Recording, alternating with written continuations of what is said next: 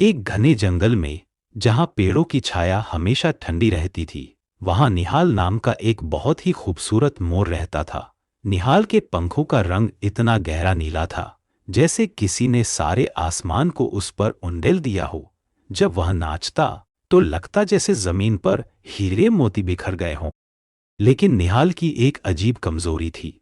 वह बारिश और गरज से बहुत डरता था। मोरों की दुनिया में बारिश का आना जश्न का समय होता है और गरज उनके नाच का संगीत। मगर जब भी आसमान काला होता, निहाल डर के मारे झाड़ियों में छुप जाता।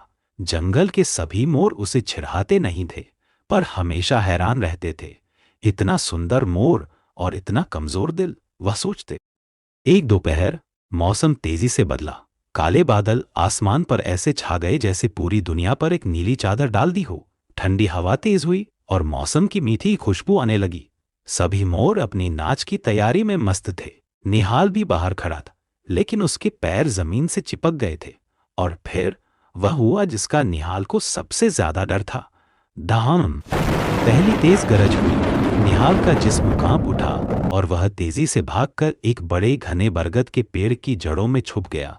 उसी बरगद की एक ऊंची शाख पर उल्लू बाबा, एक बहुत समझदार और बूढ़ा उल्लू बैठा था। उल्लू बाबा ने निहाल को छुपते देखा। उल्लू बाबा ने धीमी लेकिन गहरी आवाज में निहाल को पुकारा, निहाल बेटा, तुम ना का ना नता इत्थे रह रहे हाथिया।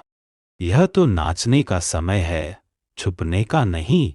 आना बगा है रो चाहता हूं, पर यह गरज, यह मेरे दिल को डरा देती है। इसकी आवाज मेरे नाच के हर कदम को रोक देती है। उल्लू बाबा ने अपनी बड़ी ज्ञान भरी आंखें निहाल पर टिकाए रखीं और मुस्कुराया, निहाल, गरज को तुम शोर की तरह मत सुनो। गरज तो तुम शोर की तरह मत सुनो। गरज तो प्रकृति का ढोल है। जब ढोल बजता है तो नाचने वाला कौन रुकता है? तुम अपने डर को मत देखो, तुम अपने पंखों की खूबसूरती को देखो। उल्लू बाबा की यह बात निहाल के दिल को छू गई। उसने सोचा, अगर यह सिर्फ ढोल है तो मैं इस पर नाच क्यों नहीं सकता। उसने हिम्मत की और धीरे से बरगद की जड़ों से बाहर निकला।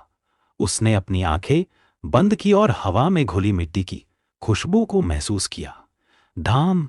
नान ने उसे डर की आवाज नहीं, बल्कि एक तेज बीट की तरह सुना। उसके पंख धीरे धीरे, जब बारिश की मेहालना, उसका हर कदम ढोल की आवाज के साथ मिल रहा था। वह नाच रहा था और अब गरज उसे डरा नहीं रही थी, बल्कि उसे और जोर से नाचने की प्रेरणा दे रही थी। जंगल के सभी जानवर, यहां तक कि दूसरे मोर भी, निहाल के इस अद्भुत नाच को देखकर दंग रह गए। उस दिन निहाल ने सिर्फ नाचना नहीं सीखा, उसने यह सीखा कि डर का जवाब छुपने में नहीं, बल्कि उसे अपनी ताकत बनाने में होता है। जब बारिश रुकी और आसमान साफ हुआ, तो निहाल सबसे आगे खड़ा था। उसकी आंखों में अब डर नहीं, सिर्फ नाच की खुशी थी। और तब से जब भी गरज होती, जंगल का सबसे खूबसूरत ढोल निहाल के पंखों से ही बजता।